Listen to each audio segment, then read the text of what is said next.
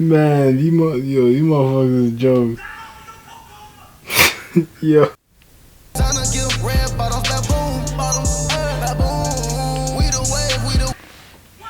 Yo. What's good? But fam, listen, we're about to hit on this war zone. You try I mean, I was about to go to bed. Oh, come on, bro. We need one more to beat the team, bro. I mean, I can get on with y'all. Let me give me 1 second, alright? Alright. Come on, what's taking long?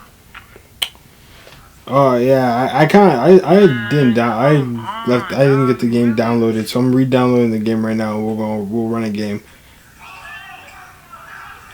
Hey, I'm about to play Soulja Boy in the party chat. Is that cool with you? Who? Soulja Boy. Yeah, Soulja. You gonna play Soulja Boy in the party chat, man? Yeah. Yo, you know it's 2021, right? Not 2007. Man, hey yo, nice all that. Yo, but you see, you sleeping. Yo, listen to this new shit. Hold on.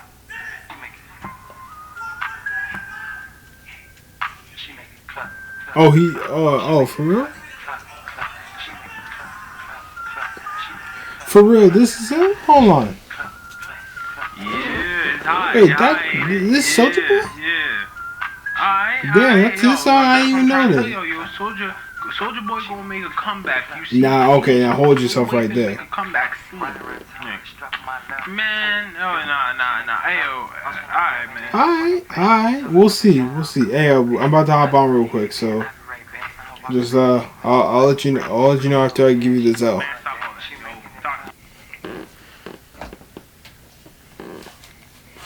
Can Soulja Boy make a comeback though?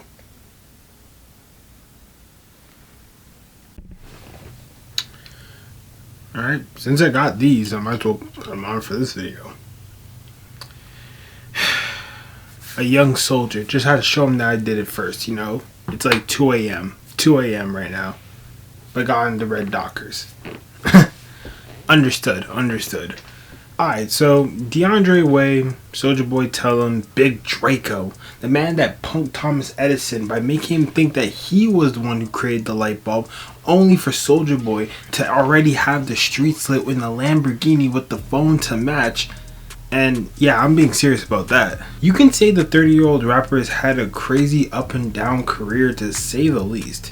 He's sort of done it all, and many rappers, and to be honest, many just music artists in general would really love to have the career that Soulja Boy has built for himself. It goes without saying because, you know, Soulja won't let you forget it, but the methods that he used back in 2007 with less infrastructure, with early YouTube, MySpace, and SoundClick, how old are y'all? And all the ways that he was making himself a household name are being used by many artists, many rappers, and many and literal billion-dollar industries are incorporating the methods that Soulja Boy was using as a 16-year-old in 2007. In the words of AJ Styles, social media branding is the home that Soulja Boy built. But shockingly enough, as artist after artist after artist started walking through that door and social media boomed in popularity and has become a mainstay in society and popular, you know, just popular culture in general, Soulja has become less and less credible and therefore less and less respected. That's how an artist who had one of the biggest songs of the entirety of the 2000s, somebody so linked with the evolution of hip-hop, was left for a majority of the 2010s out of the picture, out of the conversation.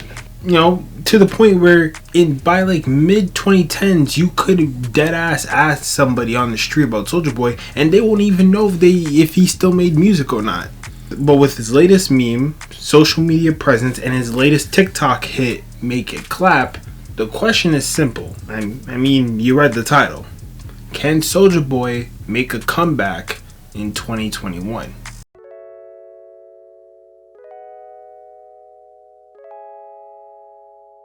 Okay, so let me just try to make it clear what this video is. This video is not a full retrospective breakdown of the career of Soulja Boy, but between 2007 and 2009, Soulja Boy was the best new rapper in the genre that was in a crossroads between the sticking with the bling bling era and then transitioning into that new generation of swag rap. A 16-year-old Soulja Boy co-wrote and produced the smash hit Crank That followed with a simple video of just dancing and some cutscenes promoting the song and promoting the dance that came with it. By the time he was 17, Crank That was #1 in the United States and had stayed there for 7 weeks, making him the youngest artist ever to write, produce, and perform a song that reached #1 on the Billboard Hot 100 chart. The song was ranked 23rd by Billboard of the top 100 songs of the decade.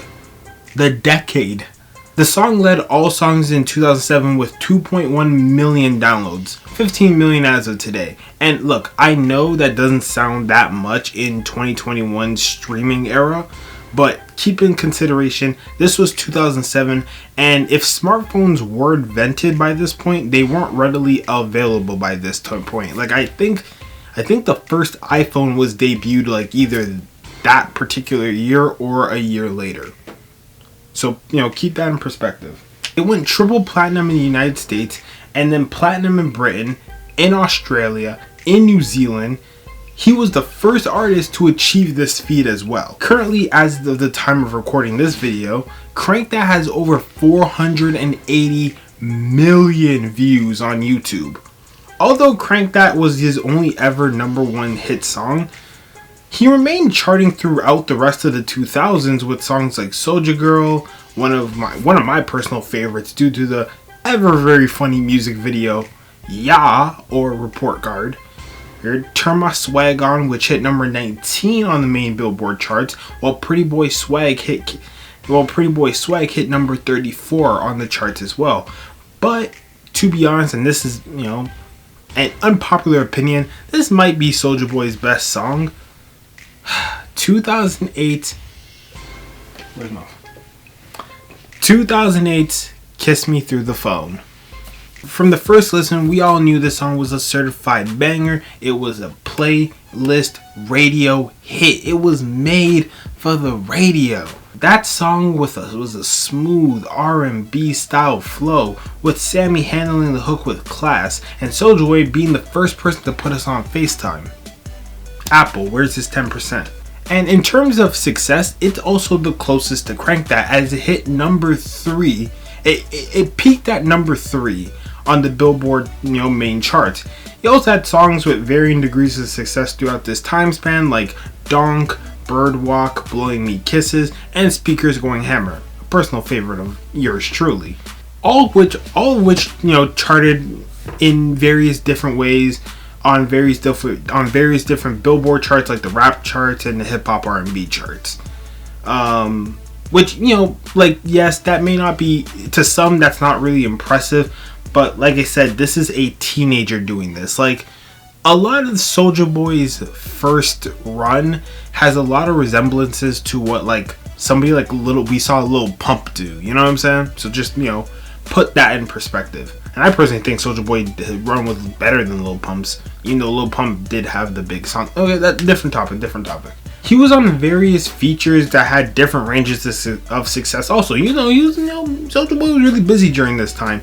He was on the Marco Polo song with Bow Wow and Lil Dre, LOL with Trey Songz and Gucci Mane, all the way turned up with Roscoe Dash. This is very 2000s. But the biggest feature at the height of his popularity was a song that I never heard of from an artist I never heard of, Swag, the Swag remix by Savage. Even though it's a song that I never heard of, a lot of people clearly have heard this song because it reached #45 on the Billboard main charts and is certified platinum in the United States. Big Draco's debut album, SouljaBoyTellHim.com, debuted #4 on Billboard's Hot 200 charts and sold 117,000 first week. Keep in consideration CDs. And as of today, it went platinum, moving over 1 million copies. 2007 to 2009, and even a little bit of 2010 was Soulja Boy's time in the shine. You know, his face, his voice, his fashion were all over radio, all over TV, award shows, music festivals, concerts, you name it. His impact was felt. Keep it like this.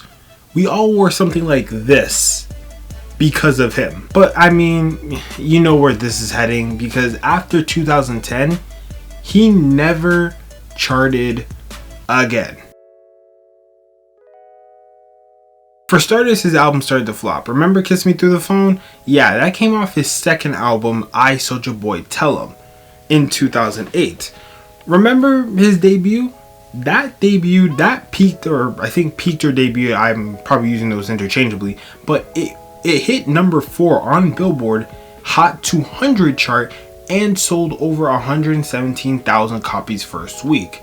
This time around, I Soulja Boy Tell 'Em debuted at number 43 and sold over 43,000 first week. That's a 62% drop in sales in literally under a year. Reviews weren't great either, but it's a bit better than the debut, which had even though it charted well and sold well, it didn't really do the best with music critics.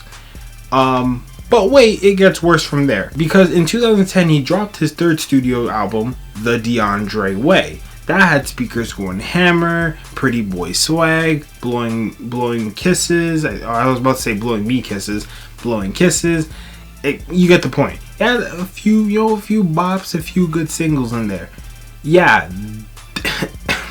Hold on, let me just get a drink for this. Hold on, one second.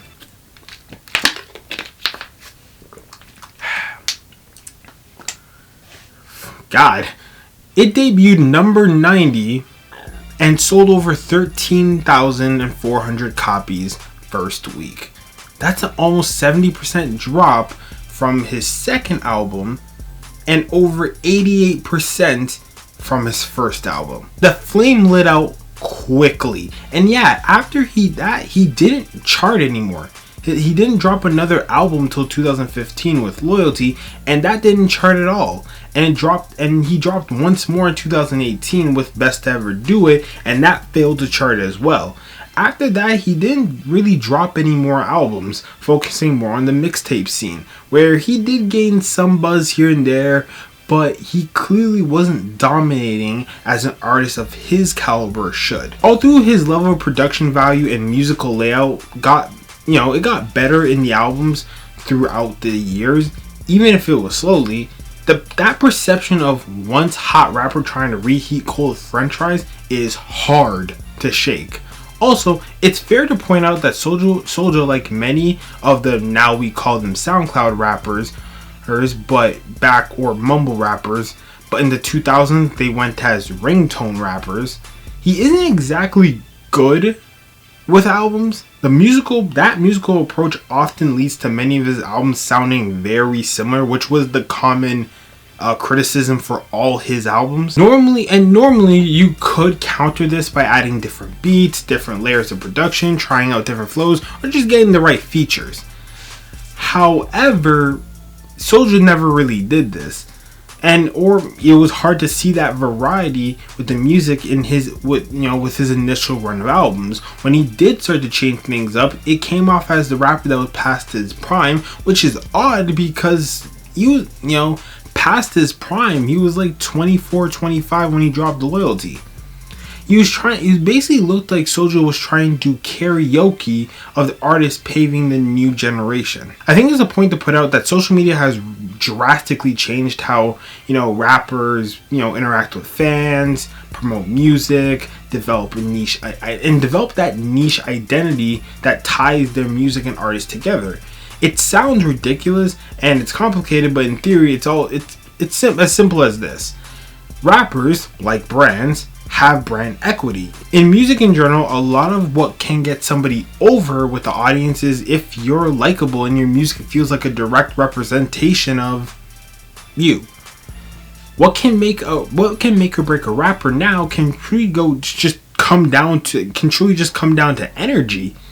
and how you give off your vibe. Even if you're not like the best artist in the booth, you can still get over as a credible mainstay artist if people just simply like you. From 2011 to 2017, Soulja Boy was represented as an artist that was not creative enough to expand. So he was essentially trying to copy whatever popular trend was going on at the time. Seriously, go listen to some of his mixtapes between this time. They don't sound too different from whatever, the next SoundCloud artist was doing around this time too, especially that 2015-16 range.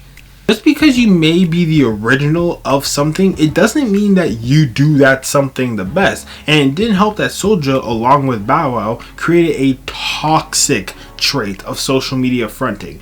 Whether it's Soulja posing with movie prop stacks of money, which he did not say were fake, lied about buying a penthouse condo when he was just renting on Airbnb, lied about headlining a show in Singapore when he was really in Nashville, Tennessee. He received a $400 million deal from a poker company. Like, you get it. The equity was shot for Soulja Boy.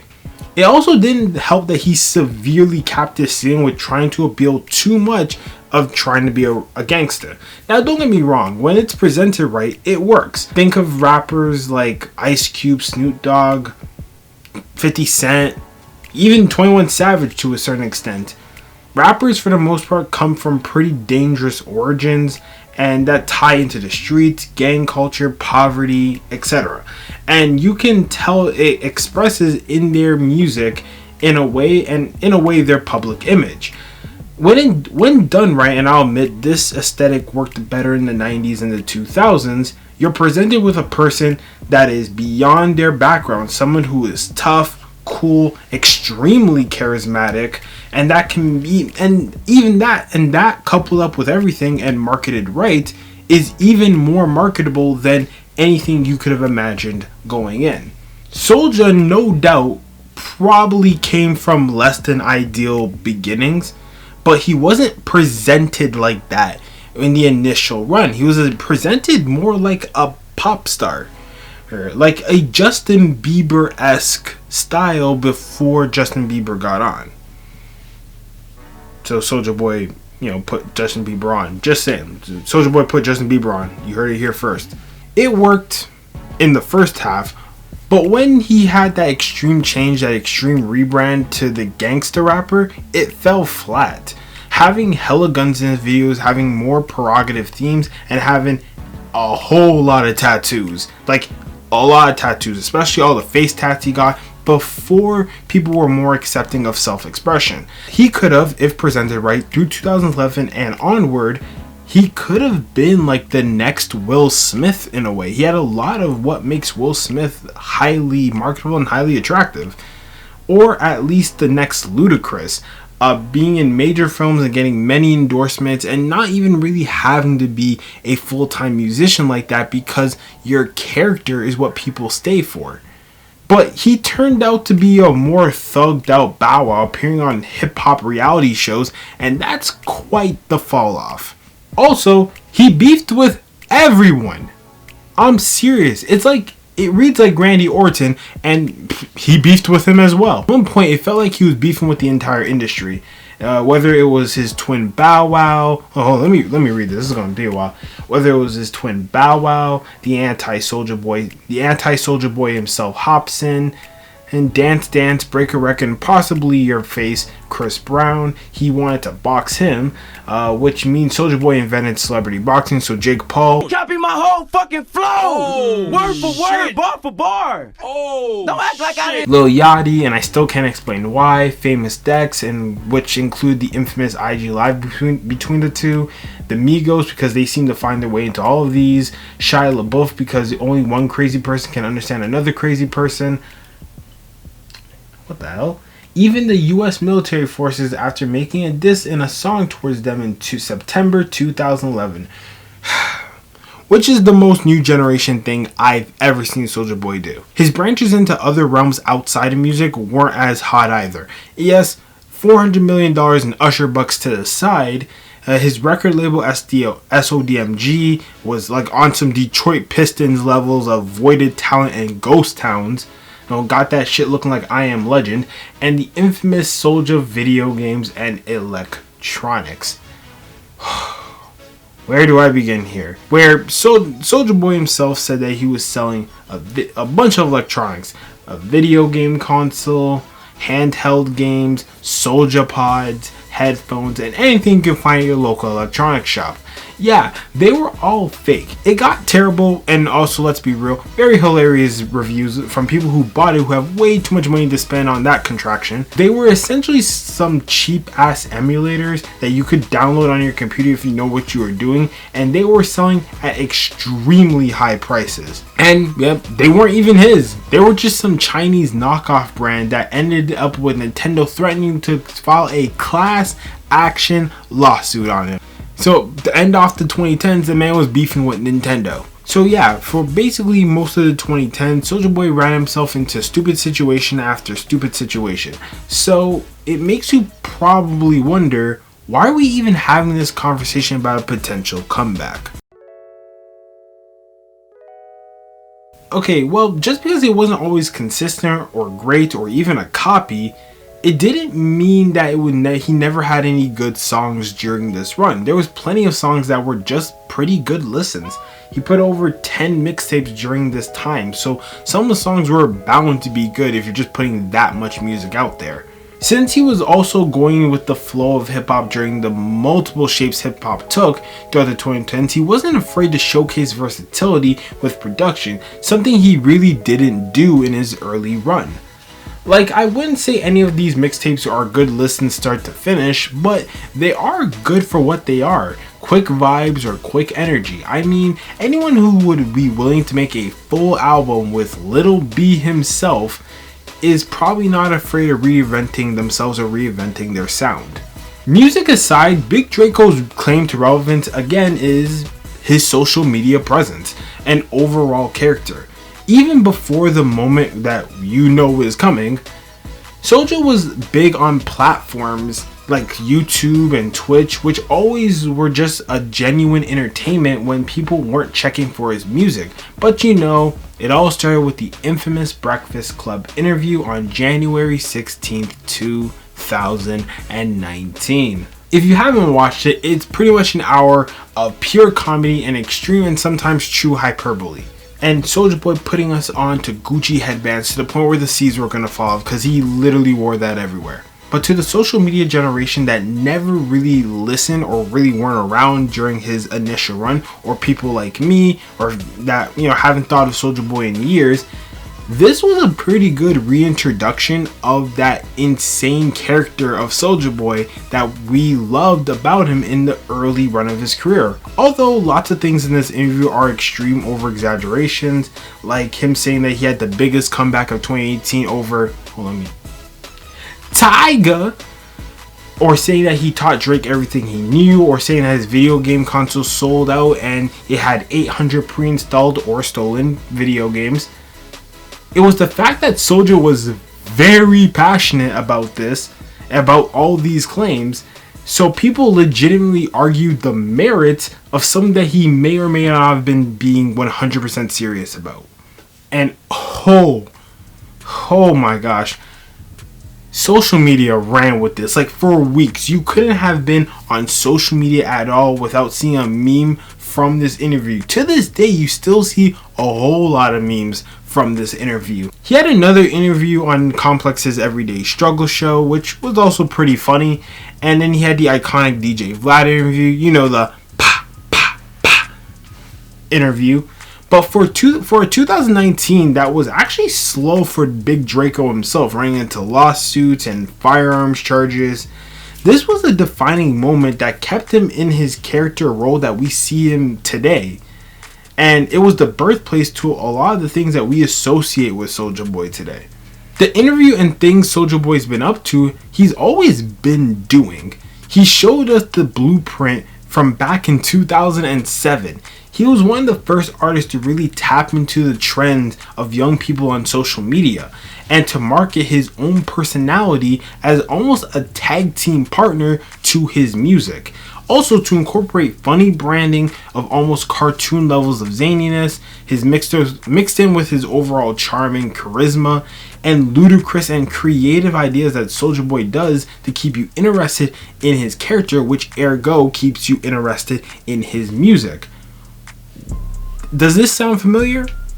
Because we know it now as 360 branding and the concept of earned media, which wasn't fully incorporated into hip-hop when Soulja Boy was a teenager, or at least not intentionally. And Soulja really expanded what the average hip-hop fan could look like, and really, even if slightly, because other artists have probably done this better than he has up to this point, expand the audience of hip-hop.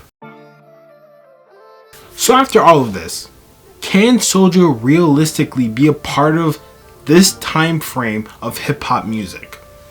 I think if he taps into that same zaniness and creativity that he approaches literally everything else with, then yes, Soulja, when he's motivated and trying, is one of the most creative rappers in hip-hop. He's one of the most creative content creators.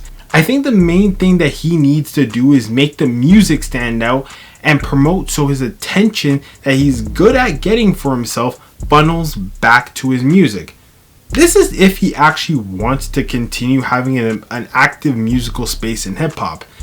He has made many and oftentimes bold attempts to venture outside of hip-hop, but he still actively puts out music, so I assume he still wants to rap. The biggest issue with Soulja promoting strategies is that it never really goes back to his music, or his music isn't good enough to be a tag team partner with his personality. I remember the first song he put out after the Breakfast Club interview, and if you don't remember that song, there's a reason for it. It sucked. It wasn't a song that you should have let off when you have that much wave of momentum in your favor.